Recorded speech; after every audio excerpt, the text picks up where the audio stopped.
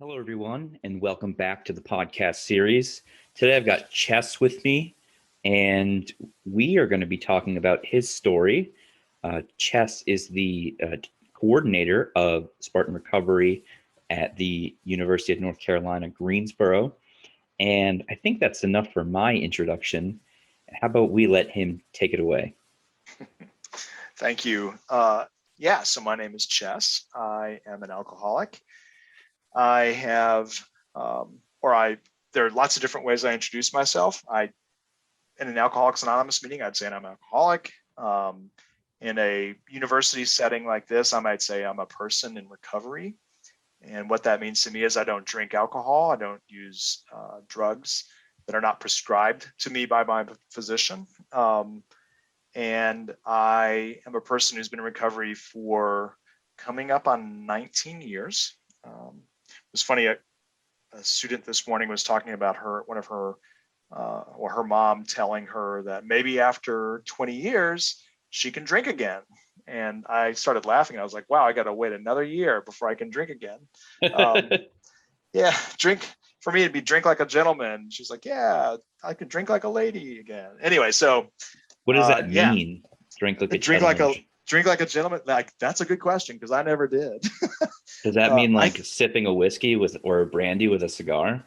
Yeah, I think it does. And I never did that. Like the picture of somebody sitting at home reading the newspaper with their, as we might say, carpet slippers on, smoking jacket, in the front of a fireplace with a big library behind them. Like, that's the image that I would love to say was me drinking. But it was not.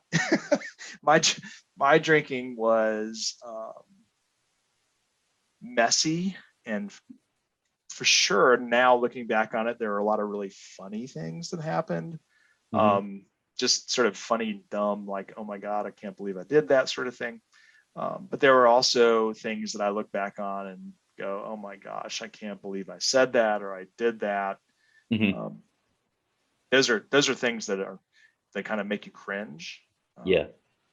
So I never drank like a gentleman. I may have started off drinking like a gentleman, but by the end of the night, I was the guy without my jacket on, my shirt unbuttoned, my tie hanging off, and perhaps I was making out with your mother or your father or your cousin in a closet somewhere. So, I was never the gentleman. I could take it down pretty quick. So, yeah, I grew up for the most part in Greensboro, North Carolina. I'm sorry, Winston-Salem, North Carolina, just west of Greensboro. And my parents were not alcoholics, were not big drinkers. I have two older brothers. To this day, to the best of my knowledge, neither one of them are alcoholic. My grandfather's family had several alcoholics in it. My great uncle died in jail on a bender, and just alcohol poisoning, I think. Although in my family, they may have not talked about it. It may have been suicide in the jail.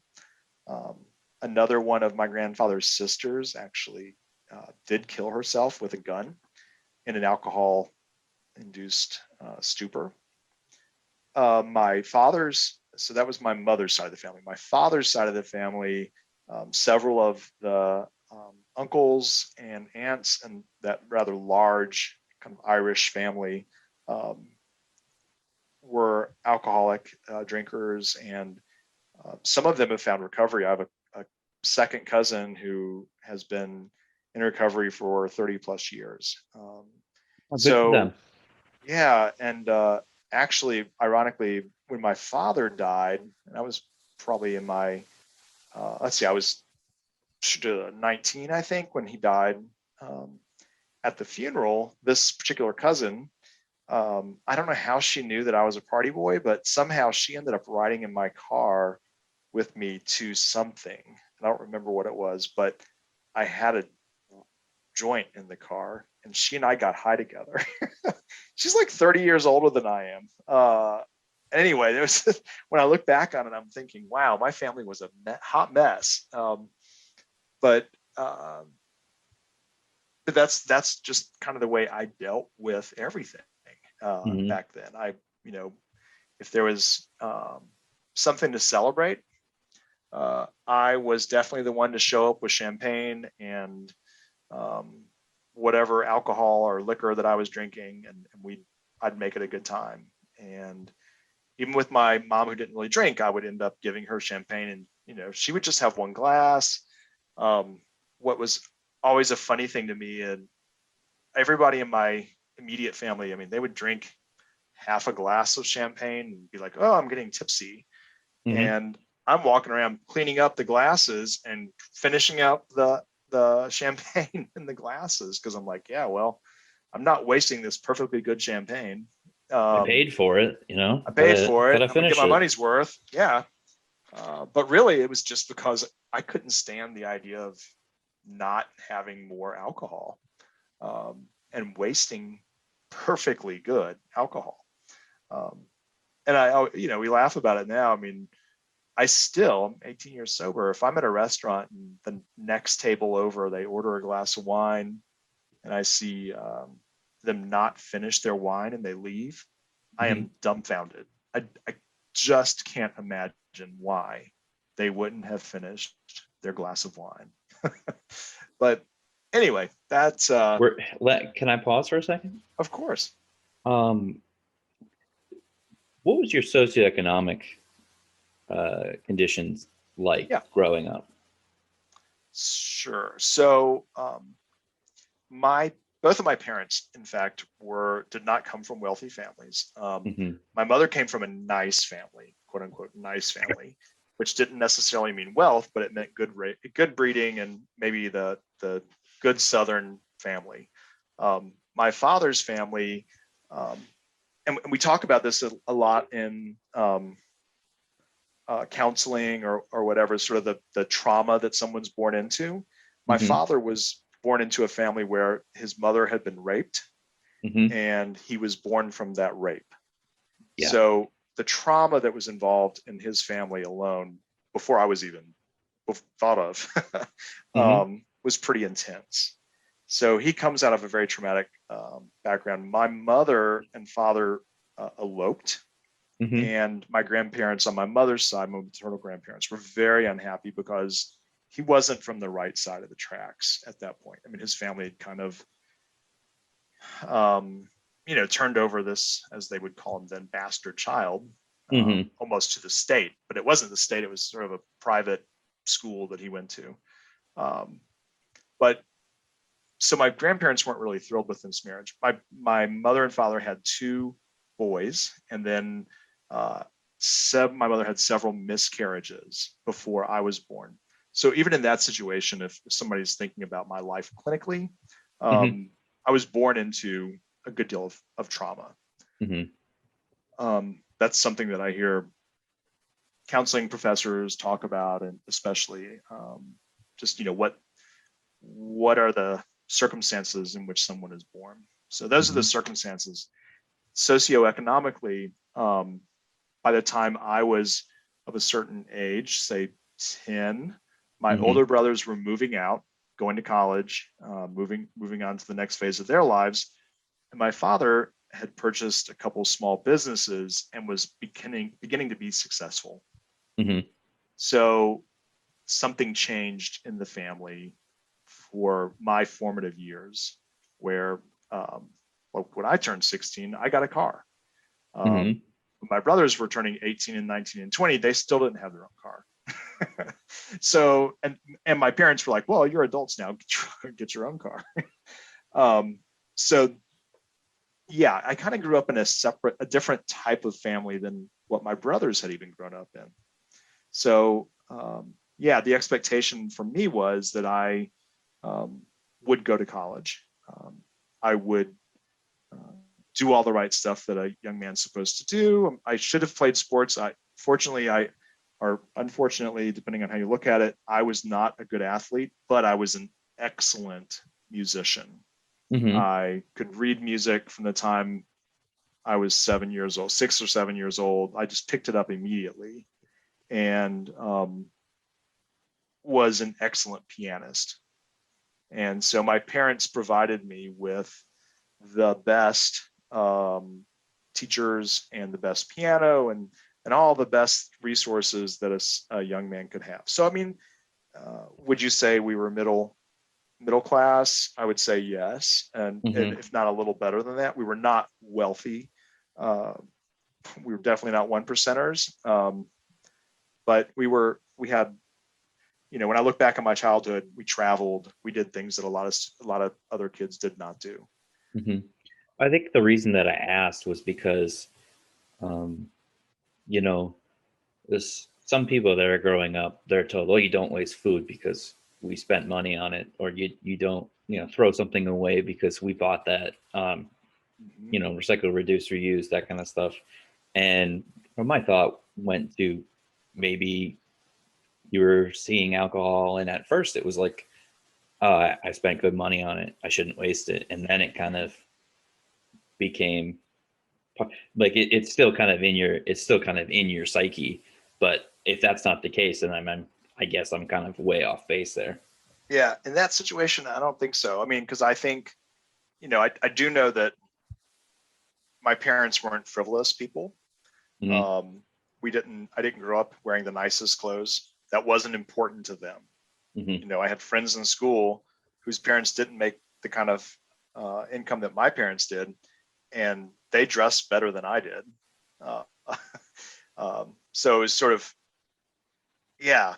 And I see where you might think that was the case, but yeah, that wasn't why it bothered me that people didn't finish their alcohol. It was that they were wasting alcohol. For me, Mm-hmm. I mean, literally, it's just like, well, I want that. I want to finish that. Yeah, it's that I simple. didn't feel that way around food. I didn't like somebody left French fries on their plate. I didn't like, I want to go finish their French fries. But I did want to finish their beer. Mm-hmm. I It did. didn't matter what kind. Yeah, I didn't know it didn't matter at all. Okay. Did not matter at all. It was just the idea that over there should not go to waste. Gotcha. Um, and I would sneak, like if I, when I talked about bringing champagne to our home for a celebration, I mean, I would sneak. I would pour a glass, drink it, pour another glass, walk in the room and act like it was my first glass. Mm-hmm. So there were lots of signs that my drinking was a little different. Mm-hmm. And I, in the field of substance use or alcohol and other drugs, we talk about the biopsychosocial method Mm-hmm. or model of addiction. And when I look at my life, all of those things were affected. My I told you my family, the history of my family, and the Mm-hmm. alcoholic. Uh, what do you call those?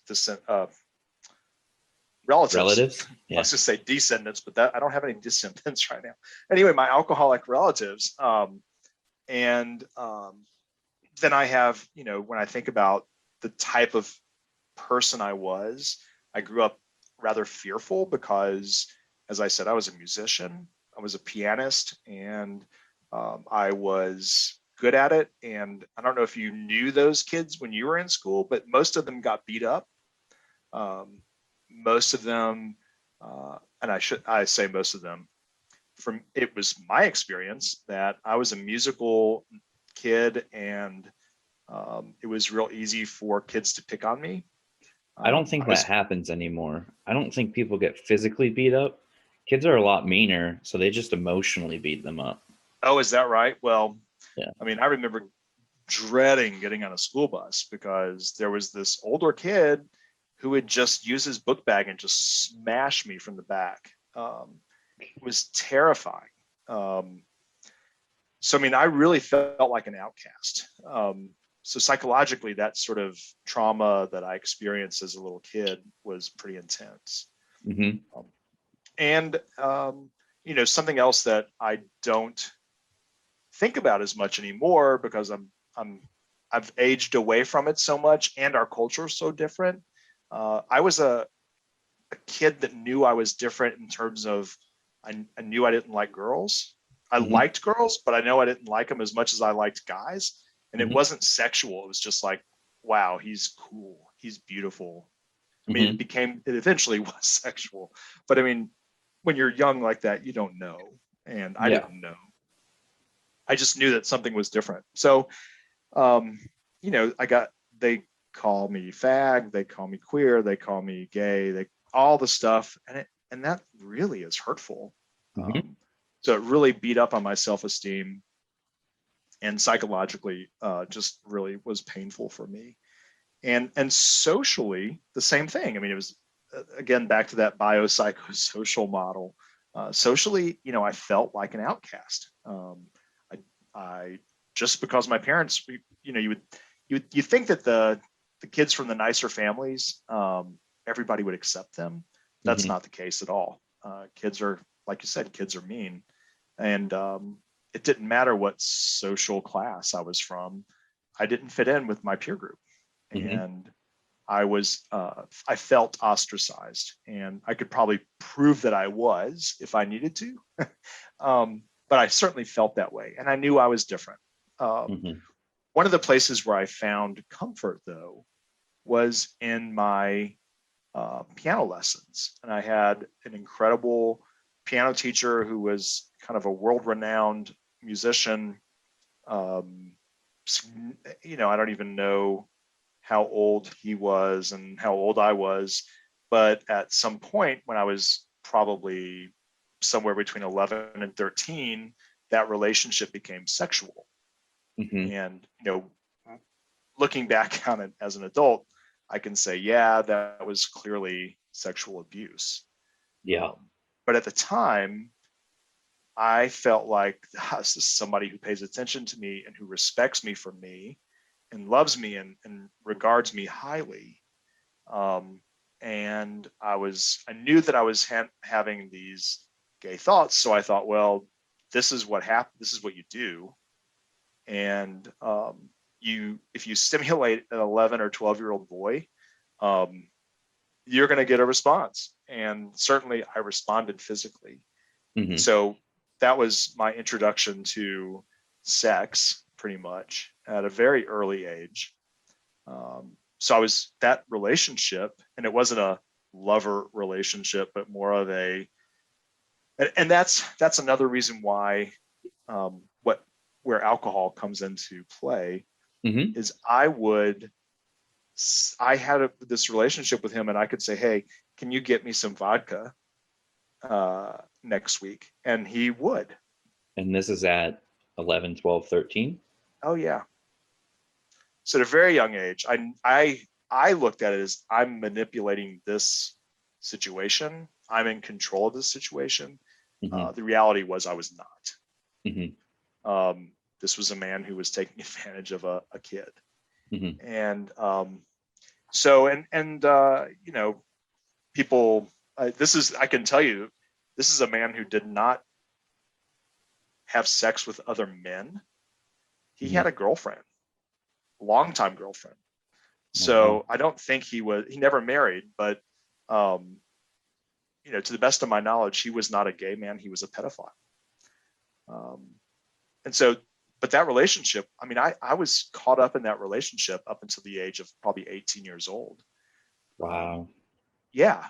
So you were Long, groomed as a I teenager. absolutely was. And I didn't know how to get out of it. And I Hmm. couldn't tell my parents because I knew that my father would kill him. Hmm. Um, but I was more concerned that my father was going to kill me. Like Hmm. I just imagined my whole world falling apart and how humiliating that would be.